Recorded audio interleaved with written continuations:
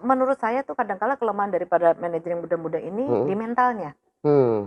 Ya, mental ya. Ketika menghadapi tantangan, udah merasa bahwa, gue nih manajer, gila lu nggak nurut sama gue, lu maunya apa sih gitu. Ketika kita bisa menyentuh hatinya, mereka pasti mau melakukan apa yang kita mau. Bagi saya kesuksesan seseorang itu ya harus balance antara pekerjaan dan rumah tangga.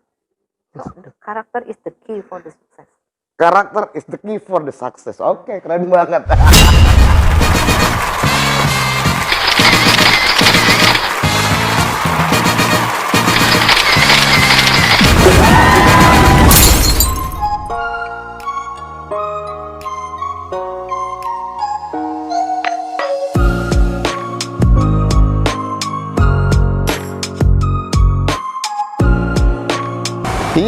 Yo, what's up yo, wadidaw kacau dua Gusti. Jumpa lagi dengan saya Bayu Prakoso, Best Manager Milenial di podcast Papi Bayu.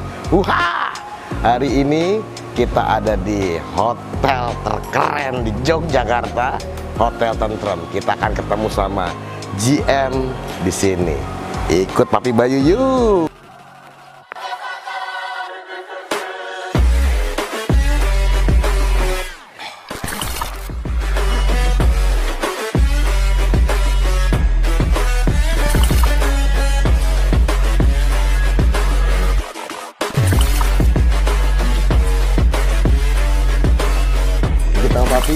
Menur Naningsi. Terima kasih Mbak. Selamat malam Ibu. Malam Bayu. Oke, penonton podcast Papi Bayu, hari ini kita malam ini ada di hotel paling keren di Jogja ya Bu. Thank you. Ya, di Hotel Tentrem ya Bu ya. Nah ini Bu Menur Naningsi ini adalah Corporate General Manager PT Hotel Tentrem Manajemen Indonesia. Betul ya Bu ya? Betul. Oke, ini bawahnya ada Hotel Tentrem yang di Jogja. Ada di Semarang. Lalu kita punya Hotel Cantik dan coming soon Hotel Tentrem Alam Sutra Jakarta. Hotel Tentrem Alam Sutra Jakarta. Sudah mulai expand ke Jakarta. Iya. Kapan Bu rencananya Bu itu Bu? Ya mudah-mudahan sih mungkin 2022 kali ya. 2022. Siap di Alam Sutra ya? Alam Sutra. Luar biasa. Siap Ibu. Ini Bu, sudah berapa lama sih Bu berkutat di dunia perhotelan gitu Bu? Wah, udah lama ya karena saya kan udah tua kan. Kalau Bayu masih muda banget. Udah 30 tahunan saya berkutat di 30 tahun di hotel. Ya. Itu hotel semua Bu? Kebetulan kok hotel semua ya. Pernah di apartemen sama di operation mall, tapi nggak lama banget sih, hanya 3 tahun. Jadi boleh dikatakan ya dari 30 tahun, 27 tahun saya di hotel. 27 tahun di hotel. Itu apa namanya, perjalanannya gimana Bu? Bisa sampai sekarang jadi GM di Hotel Tentrem ini? Ya kebetulan memang gini ya. Ketika saya lulus dari perhotelan di BPLP Bandung, yang dulu orang namanya NHI itu loh. NHI, siap. Alumni itu ya, kebetulan juga kan biasanya orang lulus tuh jadi rank and file dulu ya, jadi bawahan gitu ya. Saya waktu itu kok beruntung banget langsung jadi manajer gitu. Lulus langsung jadi manajer? Iya, manajer housekeeping waktu itu. Iya, jadi saya tuh ya, Bu? bersyukur banget nggak pernah ngalamin jadi anak buah sih. Ya, pertama kan katanya bangket dulu gitu ya. Langsung ya Bu ya? Langsung manajer. Itu di mana Bu? Di Surabaya, di Hotel Garden Palace, karir pertama saya. Oh, jadi pertama langsung dari lulus dari Bandung langsung ke itu Surabaya? Itu direkomend sama dosen saya sih. Lalu di interview dan ternyata GM-nya setuju, ya langsung jadi housekeeper di situ. Terus dari situ perjalanan saya putar-putar ke beberapa international chain ya. Jadi pernah Hilton juga pre-opening, pernah di Sheraton, Shangri-La, Westin, JW Marriott. Jadi emang hotel-hotel yang bintangnya banyak-banyak semua ya Bu? Kebetulan bintang 5 semua ya. Nggak pernah yang di bawah itu ya Bu ya? Kebetulan nggak sih, di internasional rata-rata situ semua. Ini yang menarik Bu, fresh graduate, yang baru lulus. Nah, tahu-tahu Ibu langsung megang jabatan manajer pada saat itu ya. Terus gimana cara Ibu untuk ngelola anak gitu. buah segala macam. Kan belum pengalaman sama sekali, Bu. Betul. Itu adalah sesuatu yang challenging banget karena anak buah saya umurnya udah tua-tua. Ada yang udah 40, ada yang udah 35. Jadi saya tuh bahkan ada yang bilang saya udah mirip adiknya gitu. Karena waktu itu saya baru lulus kan. Jadi tantangannya tuh dan waktu itu mereka kebetulan kerjanya udah lama-lama. Jadi pegawai yang udah lama, yang udah merasa dirinya udah ngerti semuanya, dipimpin sama orang yang baru lulus. Otomatis mereka kan merasa bahwa lu siapa sih gitu, lu bisa apa sih? Betul. Jadi waktu itu yang saya kiat pertama yang saya lakukan adalah memenuhi dulu memenuhi apa yang mereka merasa nggak happy gitu di dalam pekerjaannya. Contoh misalnya mereka merasa bahwa peralatan kurang, mereka merasa bahwa kok gaji saya nggak sama sih gitu loh dengan rekan, kok saya merasa lebih rendah gitu. Lalu saya lihat fasilitas untuk store gitu ya kan, bekerja tuh kan harus ada pantry gitu ya. Itu kurang banget gitu. Mereka kalau mau minum di mana ya? Masa harus turun gitu cari hanya untuk minum gitu kan ya. Jadi saya benahi dulu semua hal yang menurut saya dibutuhkan oleh karyawan itu. Gitu. Dan mereka melihat ternyata kok perhatian banget ya gitu sama kita. Hatinya ini sentuh dulu ya Bu ya. Betul. Jadi people managementnya dulu yang kita jangan dulu ribut untuk kamu kerjanya nggak benar ya gini. Itu urusan dulu, itu urusan nomor 2. Karena ketika kita bisa menyentuh hatinya, mereka pasti mau melakukan apa yang kita mau. Keren banget. Siap. Grab dulu ya Bu ya. Grab dulu hatinya. Jadi dari situ akhirnya mereka baru tidak memandang sebelah mata lagi karena mereka merasa ternyata nih walaupun baru lulus ternyata kok bisa manage orang-orang tua ini gitu kan, mengerti kebutuhan mereka. Jadi saya bilang oke Pak, kita set up offices dulu, kita set up pantry, kita belikan peralatan yang kurang, kita siapin juga mesin aqua supaya Bapak nggak susah minum dan semuanya. Setelah itu saya kasih pelatihan dulu karena mereka kan udah lama ya, sekali nggak tahu bagaimana bekerja yang benar. Saya kasih pelatihan, bahkan waktu itu saya ingat sekali pulang kerja saya bilang gini, kan banyak yang nggak bisa bahasa Inggris. Jadi saya bilang gini, saya kasih kursus gratis deh Inggris yang hotel gitu, yang hotel aja yang gampang-gampang. Jadi saya bilang sepulang kerja, siapa yang mau belajar bahasa Inggris sama saya, kamu stay gitu di kantor, saya kasih pelatihan bahasa Inggris yang basic-basic lah. Seperti itu. Jadi kita kasih dulu apa yang mereka mau bimbing, baru setelah itu saya terapkan standar saya. Saya minta ini. Jujur pertama kali kerja banyak yang bilang gini, ini orang nih masih kerja 3 bulan bisa bertahan aja hebat. Itu kan tantangan anak-anak milenial sekarang ya Bu ya. Karena kan manajer-manajer sekarang banyak yang masih muda-muda, makanya kan pasti yang kayak gini-gini perlu. Menurut saya tuh kadang-kala kelemahan daripada manajer yang muda-muda ini di mentalnya. Ya, mental ya. Ketika menghadapi tantangan, udah merasa bahwa gue nih manajer, gila lu nggak nurut sama gue, maunya apa sih gitu. Ada ke arah sana gitu kan. Sehingga akhirnya orang yang dipimpin udah emosi dulu kan gitu loh. Jadi kurang memakai sedikit apa ya yang tadi saya bilang, hati yang harus dimainkan dulu. Sayangi anak buahmu seperti anakmu sendiri gitu Bu. Iya, betul. Jadi dia akan ikutin, kamu ke lubang paling dalam pun diikutin. Keren ibunya. Siap Ibu. Nah sekarang di Tentrem sendiri Bu, sudah berapa lama Bu? Hampir tahun depan saya 10 tahun. 10 tahun di sini. Tahun depan. Hotelnya sendiri berdiri? 8 tahun. Nah, Ibu duluan berarti ya. 8 tahun. Jadi saya kan 2 tahun persiapan untuk pre-opening hotel ini kan. Oh berarti dari awal bener ini hotel dari belum berdiri? Belum berdiri ya, dari bangunan. Karena kan dari bangunan kami pasti harus memberikan masukan-masukan ya kan, mengenai khususnya operasional apa yang dibutuhkan, harus bagaimana layout dan sebagainya. Kami bekerja sama dengan interior design ataupun arsitek. Cuma yang saya kagum dari hotel ini, pertama kali bertemu dengan ownernya itu punya visi misi bahwa dia bilang gini, saya penasaran deh ya, kenapa kalau kita membangun bintang 5 dan internasional, kita tuh harus memerlukan orang asing, dia bilang gitu. Nah, saya ingin break the rule itu, dia bilang. Jadi dia bilang dari mulai arsitek, interior design, pengelola gitu, saya dan tim, semuanya orang lokal. Nggak ada satupun campur tangan orang asing di dalam hotel Tentrem. Berarti Ibu yang sekaligus yang membangun, yang mendesain semua? Enggak, saya bukan mendesain. Ada arsitek sendiri, maksudnya ada saya sumbangsi. mengelola manajemennya. Manajemennya. Kita bekerja sama dengan arsitek dan interior desainnya. Siap. Jadi waktu itu karena kita bilang bahwa ini adalah karya bangsa untuk dari anak negeri untuk bangsa ya, untuk Indonesia. Sehingga kalau Bayu perhatikan di beberapa poin dari seluruh dekorasi itu kita mengambil semuanya tuh kebudayaan Indonesia. batik lah ataupun segala macam art decorationnya tuh kita ambil dari berbagai daerah di Indonesia. Karena kita yakin bahwa bintang 5-nya kita nih istilahnya nggak perlu kok kita harus dekorasinya dari luar negeri punya gitu, nggak perlu. Karena Indonesia tuh kayanya luar biasa dan ini kita ingin buktiin bahwa kita bisa datang, gitu ya. Kita bisa gitu. Indonesia tuh bisa banget gitu loh. Semua orang bilang kan, oh bintang 5 tuh harus manajemen online, bule, GM-nya juga harus bule, manajemennya juga harus bule. Kalau nggak kakak bisa deh maju. Tapi memang gitu persepsi orang dari dulu gitu Bayu, semua gitu. Tapi ternyata kita bisa buktikan bahwa dengan semua karyawan saya juga semuanya lokal, saya dibantu oleh tim saya juga semuanya lokal, kita bisa. Ternyata Indonesia canggih ya, nggak kalah ya Bu ya. Katanya saya agak menarik ya Bu, maksudnya bintang 5 itu harus bule, baik dari itu perception dari dulu, perception.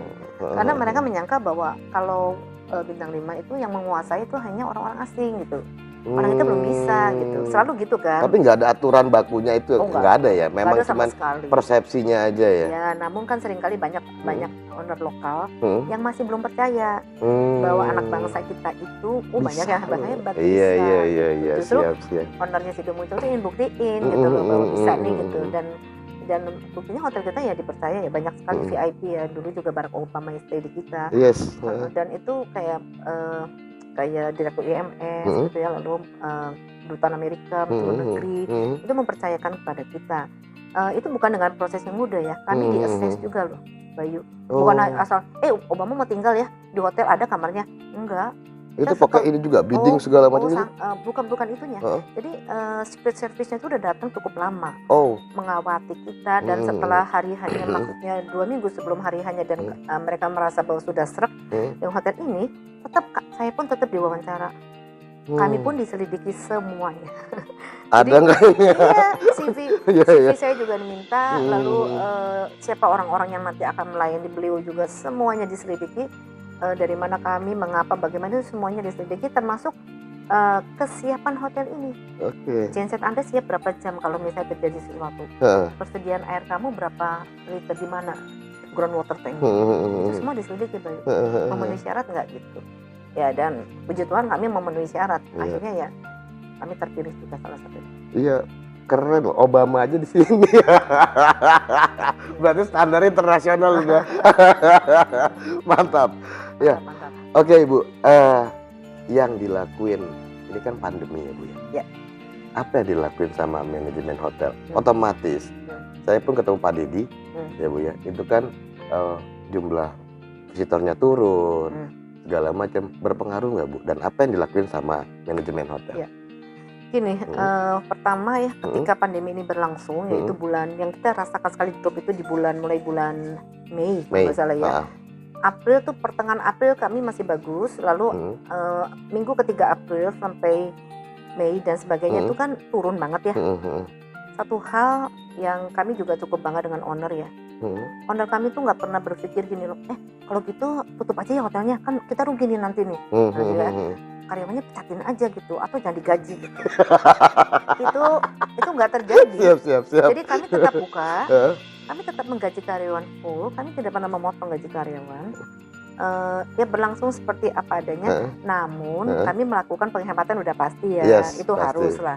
Beberapa karyawan yang memang kebetulan kontraknya juga habis di waktu itu ya minta maaf, kami nggak perpanjang dulu. Namun itu pun kami kasih kesempatan 2 bulan loh, tetap bekerja dulu supaya mereka paling nggak siap-siap gitu. Jadi yang kerasanya hanya di bulan minggu terakhir April, Mei dan Juni. Puji Tuhan banget loh, Juli kesanain bagus banget Bayu. Juli kesini sudah bagus banget, bahkan kami tuh sudah membayar dari mulai awal tuh udah nggak pernah lagi minta uang owner untuk membayar gaji dan semuanya. Bahkan kami masih bisa GOP dengan baik. Jadi saya terlalu percaya dengan filosofi seperti ini. Ketika kamu berbisnis dan kamu tidak berpikir hanya keuntungan ketika kamu mendapatkan untung, dan kamu tidak mau menanggung kerugiannya, inilah yang Tuhan berikan kembali kepada kita. Dia memberkati kita gitu. Siap. Ya enggak? Jadi ini misalnya sebagai pengusaha kamu jangan mau untungnya aja gitu loh. Jangan mau pengen untungnya aja. Saya nggak bisa komen. Gitu dong. Setelah ada kerugian, kamu maunya karyawan lu mesti ngertiin ya gue rugi. Tapi kalau untung juga kamu nggak bagi-bagi loh ya kan. Jadi saya bersyukur banget saya mempunyai istilahnya owner yang satu visi misi. Jadi dia waktu itu saya diskusi gimana Mei, Pak Jogja ini gaji juga udah murah banget ya. Benar. Aku bilang kalau kita harus potong lagi, oke nggak usah lah. Oke, biarkan mereka juga tetap dapat gaji dan benar-benar puji Tuhan banget tuh di bulan Juli tuh kita udah dapat sertifikat 3,5 juta. Sertifikat anak-anak. Jadi udah bagus banget lah.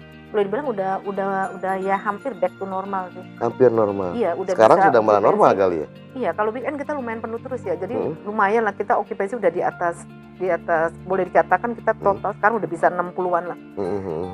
Ya dulu kan 75 gitu ya. Tapi ya 60 dengan keadaan seperti ini ya kita udah bersyukur banget kan gitu. Nah, yang kita lakukan kiat-kiat apa supaya tamu tidak merasa bahwa stay di tentrem tuh kan bahaya nggak ya?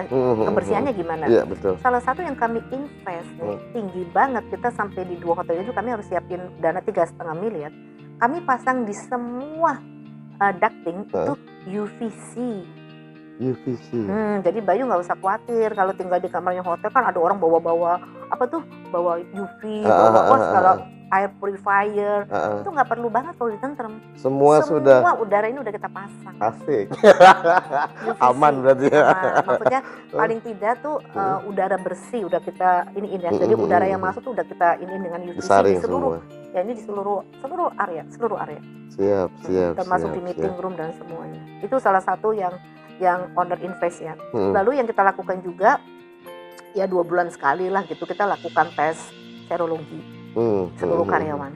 Ya paling tidak kita ingin tahu kan kesehatan karyawan kita tuh gimana gitu kan. Tapi ya nggak bisa tiap bulan lah, sekitar 2 bulan sekali. 2 bulan baru sekali. kita lakukan gitu kan. Kalau kita merasa waduh kok imunnya kurang atau agak reaktif ya, karyawan itu kami suruh ya 14 hari istirahat dulu lah. Tapi untungnya ya mudah-mudahan jangan ya, nggak ada sih dari kita yang sampai terkena gitu. Ya siap. Itu jadi ya cek suhu sudah pasti ya, kita bikin suhu yang otomatis juga untuk ngecek suhu karyawannya. Kayak tadi masuk ke dalam sini betul. Terus juga seluruh kalau kita bersihin kita udah pakai lap-lap yang berbeda ya. Meskipun udah dikasih lap-lap yang berbeda, nggak boleh dicampur antara bersihin barang ataupun ngebersihin gelas gitu, dibedain semua. Terus karyawan juga dicek suhunya. Saat makan di kantin juga kita suruh bawa semua peralatan sendiri-sendiri. Seperti itulah Bayu ya, sesuai dengan protokol yang kita terapkan benar-benar. Dan kita menunjuk ada satu orang manajer yang khusus kita tunjuk untuk health and safety manager. Oh ada sendiri. Dibikin COVID Satgas gitu ya? Iya betul, jadi satu orang manajernya tuh yang mengontrol gitu kan. Siapa tahu nih karyawan berani lepasin begini nih maskernya, kita tegur keras tuh, itu bisa warningnya keras sekali gitu kan. Atau mereka nggak cuci tangan, atau mereka nggak melakukan, kalau yang misalnya di pastry pada mempersiapkan makanan jadi kan harus pakai hand glove, oh enggak, nah kita tegur. Jadi dia keliling untuk memastikan. Berarti tentrem aman gitu ya. Ya kita sih berusaha maksimal ya Pak Bayu ya, selalu berusaha maksimal apa yang disuruh oleh oleh pemerintah ya. Jadi ya kita juga waktu ada audit juga CASE itu ya 100 lah kita nilainya. Luar biasa. Banyak loh, hotel yang 100 banyak, bukan tentrem aja. Siap. Tapi kita juga dapat nilai 100. Oke Bu, ini mau tahun baru kan Ibu ya. Rencana ada perayaan apa Bu di sini? Nah ini gini, kami juga harus melihat dulu keputusan dari gubernur ya, pemerintah daerah. Sementara ini sih kayaknya belum keluar ya keputusannya. Bagaimana sih perayaan itu. Namun yang kami siapkan pasti kami juga ikut prihatin karena tahun ini tahun prihatin ya. Jadi kita hanya mengadakan ada acara dinner buffet di Kayu Manis itu ada. Lalu juga ada selain Anda bisa santai di lounge kami yang tadi di lobby di Ebony. Namun kami tidak mengundang penyanyi yang biasanya ya tentu kan heboh di ballroom. Makanya kita enggak dulu deh. Kita kita sederhana aja sih. Ada buffet gitu, bisa nikmati makan malam gitu ya, dengan iringan penyanyi lokal aja. Siap. Seperti itu loh. Kami masih, ya kita masih prihatin lah ya. Di luar sana masih banyak orang juga yang masih kesulitan dalam hidupnya. Masa kami hura-huranya sampai heboh gitu kan, rasanya kok nggak etis banget kan. Iya. Siap Ibu. Bu, sederhana tapi ada. Kan banyak orang di luar nih pasti nih yang mau tahu. Rate-nya berapa sih Bu di sini Bu nginep? Oh, kita ini maksudnya rate yang hari-hari biasa Hari-hari biasa kita bermain di 1,5-an sih Bapak. 1,5 juta. 1,5 juta. Sampai yang tingginya? Sampai kalau presidential suite yang ditidur oleh Obama itu sampai 35 juta. 35 juta semalam ya Bu ya. Gajinya 3 bulan. Siap. Oke, Ibu. Bu, dalam perjalanan karir sudah 28 tahun ya Bu ya. 30 tahun. Hampir 30 tahun. Pasti pernah ngalamin kegagalan ya Bu ya. Ya, kegagalannya sebenarnya sih jujur bukan di karir malah ya. Karena di karir ya puji Tuhan selalu dari pindah ke hotel-hotel tuh saya mengalami banyak sekali malah kemajuan dan promosi. Cuma saya pernah mengalami kegagalan tuh ketika saya merekrut seorang direktur. Saya kan punya beberapa direktur ya yang membantu kerja saya gitu. Saya salah perhitungan kalau orang ini ternyata nggak bisa kerja gitu, maksudnya nggak terlalu bisa kerja, and then punya karakter yang nggak baik. Akhirnya merusak tim kan kalau gitu. Itu kegagalan yang saya pernah rasakan. Merekrut orang yang tidak tepat. Merekrut orang yang tidak tepat. Oke. Apa yang Ibu dapetin dan manfaatnya buat Ibu dari jalan itu? Manfaatnya bahwa istilahnya gini ya, ketika kita mau merekrut sebuah posisi yang penting, ternyata kita nggak boleh hanya mendengar dari satu sumber gitu. Orang ini bagus sudah titik gitu. Nah kita harus melakukan banyak cek reference ya ternyata ya untuk posisi-posisi penting, nggak bisa hanya satu cek reference, harus beberapa gitu. Hikmah yang saya ambil ya itu belajar lebih hati-hati gitu dalam perekrutan, apalagi untuk orang-orang yang pegang posisi penting ya, karena mereka tuh akan membuat tim kita tuh kuat atau hancur gitu kan. Salah satunya karena kesuksesan Tantrum tuh bukan karena saya kan, tapi karena saya mempunyai tim yang hebat gitu kan. Jadi karena tim yang hebat itu yang membantu saya untuk mewujudkan apa yang diinginkan visi misi oleh owner gitu. Jadi orang-orang itu nggak boleh salah sih gitu. Siap. Tapi untungnya ya cuma satu orang sih. Sekali itu ya Bu ya. Yang lain so far so good. Ini bebekas banget kayaknya Bu. Siap. Oke Bu, arti kesuksesan buat Ibu Mei. Ini sukses itu kan pandangan orang beda-beda ya. Tapi bagi saya gini, kan banyak orang bilang, aduh Bu Mei udah sukses ya di karir misalnya gitu ya. Bagi saya kesuksesan seseorang itu ya harus balance antara pekerjaan dan rumah tangga. Jadi bagi saya kesuksesan itu ketika kita balance ya dalam hidup pekerjaan dan karir dan rumah tangga. And satu yang paling penting, kita berbuat buat orang lain. Bisa berbuat banyak buat orang lain. Berbuat banyak buat orang lain. Apa aja sih, nggak berarti berbuat banyak tuh harta loh ya. Ada orang bilang gini loh, saya gimana caranya, saya bukan orang kaya kok. Gimana sih saya bisa berbuat, bisa memberikan sesuatu bagi orang lain. Memberikan kan bisa banyak hal toh. Perhatian kamu juga udah kamu berikan juga sesuatu yang ini kan. Lalu senyum juga masuk ya. Ketika kamu misalnya bisa memberikan pelatihan gitu, itu juga udah berbuat kan pada orang lain gitu. Jadi hidup harus bermakna gitu baru sukses. Siap, mantap. Keren. Sekarang punya mimpi apa lagi Bu ke depan? Oh, mimpinya sederhana sekali. Satu, saya ingin menjadi konsultan freelance gitu, sehingga saya punya banyak waktu kan kalau jadi konsultan freelance. Sama yang kedua itu, saya benar-benar bertekad ya ingin membagikan ilmu saya kepada adik-adik. Jadi justru khususnya adik-adik yang bukan di universitas yang besar loh, yang saya pengen sekali memberikan gratis gitu ya, jadi guest speaker gitu, malah ke SMK gitu, ke sekolah perhotelan yang mungkin tidak besar. Serius Bu? Serius. Why? Karena kasihan sekolah-sekolah seperti itu seringkali mungkin mereka berpikir, aduh kalau kita manggil ya GM itu bayarnya berapa ya? Akhirnya mereka jadi nggak manggil kan, karena mereka berpikir saya nggak punya gitu dana untuk ke sana. Nah, saya justru kasihan, karena kalau universitas yang besar dana mereka udah cukup, mereka bisa ngundang siapa aja kan gitu. Itu Itu mimpi kita saya. di komisi Bu ada kerjasama sama SMK Bu nanti. Oh boleh. Saya gabungin Pak Deddy Budiman. Serius, Serius. anytime. Saya senang bagi ilmu saya buat adik-adik kelas. Siap.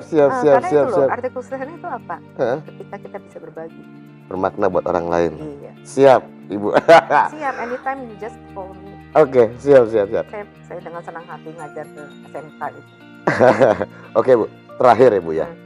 Pesan-pesan atau quotes dari Ibu buat penonton di Buat rumah. penonton. Monggo Ibu. Saya selalu berprinsip gini ya. Quote dalam hidup saya itu, apapun yang terjadi dalam hidup kita, baik atau tidak baik, itu percayalah bahwa sudah diatur sama yang atas. Jadi kita harus selalu bersyukur dalam segala hal. Siap. Bersyukur aja gitu dalam segala hal. Intinya bersyukur ya Bu. Semua Bersyukur. udah ada yang ngatur gitu ya Bu. Udah ada yang ngatur. Luar Kita biasa. memang berusaha. Usaha tuh harus ya. Usaha tetap harus. Tapi andai kata usaha kita itu tetap juga belum menemukan jalan yang terbaik gitu kan. Dari usaha kita tuh kita nggak usah nyalain siapa-siapa gitu. Karena sejujurnya ya semua itu udah diatur lah. Dan harus percaya ya, yang di atas tuh nggak pernah merancangkan yang jahat dalam hidup kita. Nggak pernah. Nggak ada tuh di ayatnya. Oh kalau ada hal yang buruk itu ya itu mungkin Allah izinkan kamu terima yang buruk-buruk ya. Saya nggak percaya itu. Karena nggak mungkin loh pencipta kita tuh memberikan kita yang buruk gitu. Udah ngatur pokoknya lu begini jadi penjahat gitu nggak mungkin. Menurut saya loh ya. Ya betul. Jadi kalau terjadi hal yang jelek atau apa tuh kita harus merefleksi diri. Why itu terjadi dalam hidup kami. Saya gitu ya. Kita merefleksi aja. Siap. Kenapa? Pasti nanti ketemulah ada something wrong maybe yang kamu lakukan gitu kan. Ya kembali lagi lah ke jalan yang sebenarnya kan. Jadi bagi rekan-rekan yang mungkin dalam ini ya, dalam pandemi seperti ini juga mungkin ada yang kehilangan pekerjaan, mungkin ada yang merasa bahwa aduh kok susah banget ya hidup. Percayalah bahwa apapun yang terjadi dalam hidup kita itu sudah diatur yang atas. Kalau kita selalu bersyukur dan istilahnya Tuhan berikanlah jalan gitu, pasti dikasih ya Bu ya. Pasti. Tapi harus percaya. Luar biasa. Keren banget intinya dari seorang Ibu. Apapun itu sudah diatur sama yang di atasnya Bu ya. Sudah diatur pasti. Bersyukur lah. Bersyukur. Jadi makanya kan dalam pekerjaan, dalam apa gitu ya. Nggak perlulah ada office politik, nggak perlulah kita menyikut orang, nggak perlu gitu. Karena kalau memang yang di atas itu menginginkan kamu itu maju, kamu kalau usah nyikut orang juga kamu pasti posisi kamu pasti maju. Tapi sebaliknya kalau itu bukanlah porsi kamu, mau sikut kanan sikut kiri kamu tetap aja nggak akan bisa maju. Karakter is the key for the success. Karakter is the key for the success. Oke, keren banget. Oke, penonton podcast Papi Bayu. Kalau mau lihat lagi mentor-mentor keren kayak Bu Mei, ya jangan lupa ya Bu, pencet tombol subscribe di sini, keren gitu. Pencet loncengnya di sana, kelenteng gitu ya Bu. Jumpa lagi di video Papi Bayu berikutnya. Adios, salam olahraga. Terima kasih Bu. Terima kasih Pak Bayu. Keren banget.